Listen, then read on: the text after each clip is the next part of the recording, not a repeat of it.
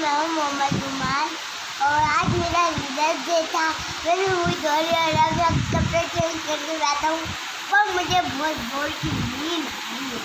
अभी मैं स्कूल जाऊँगा, फिर मेरी परफॉर्मेंस देखिएगा कैसी लगी आपको। अगर अच्छी लगी तो वीडियो को सब्सक्राइब कीजिए, टिकटॉक पर डालिए और लाइक कीजिए। मेरी ड्रेसिंग कैसी लगी?